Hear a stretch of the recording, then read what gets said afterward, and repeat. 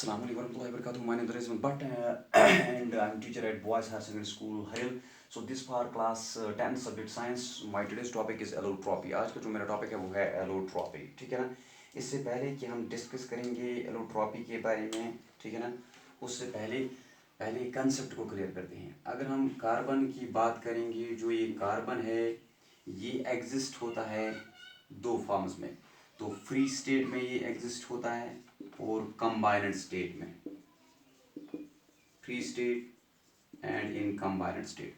तो free state में अगर हम देखेंगे तो ये एग्जिस्ट होता है in the form of elemental state, ठीक है ना। तो कंबाइंड स्टेट में ये एग्जिस्ट होता है in the form of carbonates, in the form of carbonates, in the form of coal, we have petroleum, ठीक है ना। ऐसे we have the compound forms, that is carbohydrates. We have carbohydrates की सूरत में ये प्रेजेंट होता है, फैट्स की सूरत में, प्रोटीन्स की सूरत में, ठीक है ना। तो कार्बोनेट्स में ऐसे ही बाइकार्बोनेट्स की सूरत में ये प्रेजेंट होता है। तो कार्बन जो फ्री स्टेट में प्रेजेंट होता है in the form of element, combined state में प्रेजेंट होता है, it can be in the form of carbonates, in the coal, petroleum, carbohydrates, fats and proteins, ठीक है ना। So this in the combined state. So in free state in the form of element, तो ये exist हो सकता है in the form of graphite, in the form of graphite, in the form of diamond exist हो सकता है, in the form of Buckminster fluorine, Buckminster fluorine, ठीक है ना। और एक फॉर्म होती है क्रिस्टलाइन कार्बन की, और एक फॉर्म होती है जिसको हम नाम देते हैं वाइट कार्बन, ठीक है ना। उसका हम नाम देते हैं वाइट कार्बन, लेकिन वाइट कार्बन के बारे में अभी ज़्यादा इन्फॉर्मेशन नहीं है, ठीक है ना। तो छोड़ो इसको। तो अब हम देखेंगे जब ये कार्बन एग्जिस्ट होता है फ्री स्टेट में इन द फॉर्म ऑफ एलिमेंट, ठीक है ना, तो ये एग्जिस्ट हो सकता है डिफरेंट फिजिकल फॉर्म्स में। तो उन्हीं डिफरेंट फिजिकल फॉर्म्स को हम बोलते हैं एलोट्रॉपी, उन्हीं को हम नाम देते हैं एलोट्रॉपी, ठीक है ना। तो अब हम देखेंगे इससे पहले कि हम देखेंगे एलोट्रॉपी क्या है, तो पहले हम देखेंगे two terms. We have a term that is, एक टर्म हमारे पास है उसको बोलते हैं पॉलीमॉर्फिज्म। दूसरी टर्म हमारे पास होती है उसका नाम है आइसोमॉर्फिज्म, ठीक है ना। Isomorphism, polymorphism. मान लीजिए ये एक सब्सटेंस है ए बी सब्सटेंस, ये ए बी सब्सटेंस एग्जिस्ट होता है इन द फॉर्म ऑफ, मान लीजिए small a and small b, ठीक है ना। तो सेम सब्सटेंस ए बी है, ये एग्जिस्ट होता है in the form of a, in the form of b. So this is polymorphism, substance existing in different forms, ठीक है ना। तो ये है पॉलीमॉर्फिज्म। मान लीजिए यहाँ पे सब्सटेंस है ए बी सब्सटेंस है, यहाँ से सी डी सब्सटेंस है, दोनों एग्जिस्ट होते हैं एक ही फॉर्म में, that is small a form. So both the substance they exist in the same form, iso mean same. So this is isomorphism. जब दो सब्सटेंस एग्जिस्ट हो जाएंगे एक ही फॉर्म में, दो डिफरेंट सब्सटेंस जब एग्जिस्ट हो जाएंगे एक ही फॉर्म में, उसको हम बोलते हैं आइसोमॉर्फिज्म। जब एक सब्सटेंस एग्जिस्ट हो जाएगा डिफरेंट फॉर्म्स में, तो उसको हम बोलते हैं पॉलीमॉर्फिज्म। तो अगर ये सब्सटेंस है देन इट इज पॉलीमॉर्फिज्म, अगर ये सब्सटेंस के बजाय ये एलिमेंट है, ठीक है ना। तो अगर सब्सटेंस है ये कंपाउंड यूजुअली हो सकता है, तो इसको हम नाम देते हैं पॉलीमॉर्फिज्म। जैसे कि मेरे पास है zinc sulphide, zinc sulphide exist होता है in the form of zinc blending, ये एग्जिस्ट हो सकता है in another form that is wurtzite, wurtzite. So what is zinc blende and wurtzite? These are two polymorphic forms of zinc sulfide, ठीक है ना।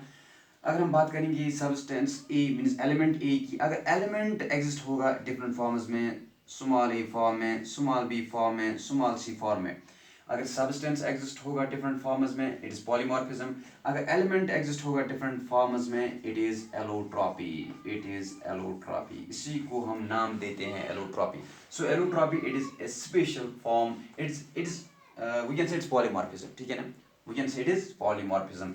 जैसे हमने इससे पहले पढ़ा है कि अगर हमारे पास एलिमेंट है तो एलिमेंट पे जब चढ़ जाएगी एक अनवांटेड लेयर, जब चढ़ जाएगी या अनवांटेड सब्सटेंस इस पे चढ़ जाएगा, तो इस फिनोमेनन को हम बोलते हैं कोरोजन। लेकिन अगर ये आयरन है तो उसको नाम देते हैं rusting. So there is a we can say rusting, it is included in corrosion, ठीक है ना।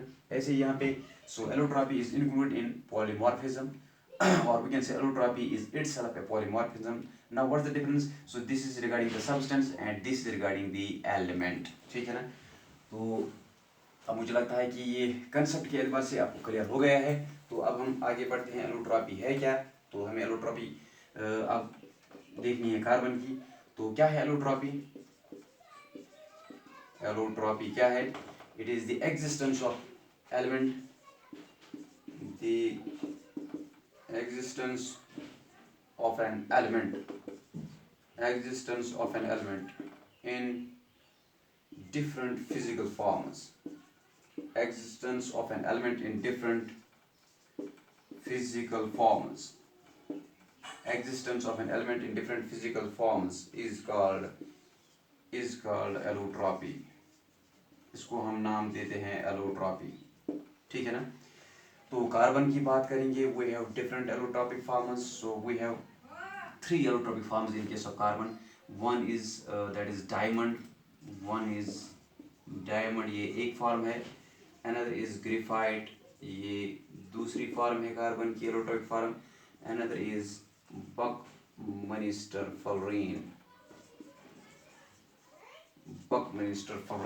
ये है तीसरी एलोट्रॉपिक फॉर्म इस कार्बन की, ठीक है ना। अब पहले हम देखते हैं डायमंड के बारे में। डायमंड के बारे में देखेंगे तो फर्स्ट एलोट्रॉपिक फॉर्म जो है वो है डायमंड। तो डायमंड क्या है? It is colourless transparent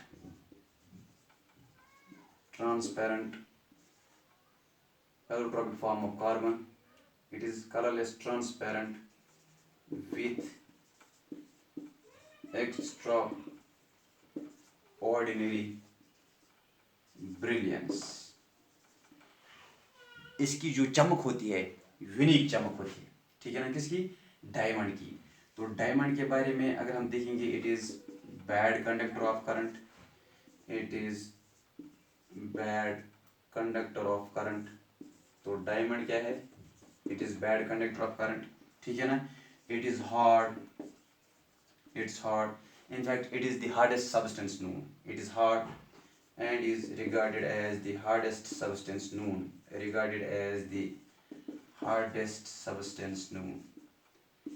it is hard and in fact it is regarded as the hardest substance known. सबसे सख्त सब्सटेंस जो है वो है diamond. In fact it is the hexagonal diamond. तो ये हेक्सागोनल डायमंड होता है which regard as the hardest substance, ठीक है ना। तो अगर हम बात करेंगे regarding its melting point is approximately that is 3600 degree centigrade, ठीक है ना। इसका मेल्टिंग पॉइंट बहुत ज़्यादा होता है, ठीक है ना।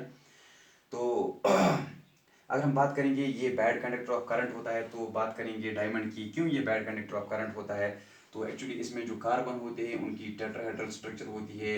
ये एक कार्बन के साथ ज्वाइंटेड है, दूसरे कार्बन के साथ ऐसे ही ये कंटिन्यूड, ये 4 के साथ ज्वाइन है, वो 4 के साथ ऐसे ही। इसमें जो नेटवर्क है वो है टेट्राहेड्रल नेटवर्क, ठीक है ना। तो मान लीजिए मेरे पास अगर मेरे हाथ में मान लीजिए जो मेरा हाथ है, ये मेरा हाथ जो है ये कार्बन है, ठीक है ना। तो ये एक बॉन्ड बनाता है इस कार्बन के साथ, एक बॉन्ड इस कार्बन के साथ, एक बॉन्ड इस कार्बन के साथ, तो एक बॉन्ड ऊपर वाले कार्बन के साथ, ठीक है ना। तो ये जो कार्बन है इसके पास थे 4 अनपेयर्ड इलेक्ट्रॉन्स, वो अब पेयर हो गए हैं। एक ने इसके साथ बॉन्ड बनाया है, एक ने इसके साथ, एक ने इसके साथ, एक ने ऊपर वाले कार्बन के साथ, ठीक है ना। तो यहाँ पे कोई अनपेयर्ड इलेक्ट्रॉन नहीं बचता है। दैट्स वाई जो ये कार्बन है डायमंड है, ठीक है ना, इसमें अब जो स्ट्रक्चर है ये टेट्राहेड्रल नेटवर्क है, ठीक है ना। तो अब जो ये कार्बन है, कोई भी कार्बन आप लेंगे डायमंड में, जो ये कार्बन होता है इसके पास कोई अनपेयर्ड इलेक्ट्रॉन नहीं होता है। That's why it is bad conductor of current, इसमें करंट पास नहीं हो जाती है, ठीक है ना। So this was regarding the first electronic form that is diamond, ठीक है ना। So this was all about today's topic. इंशाल्लाह कल हम पढ़ेंगे ग्रेफाइट, बकमिंस्टर, फलोरीन के बारे में, ठीक है ना। Thanks for watching.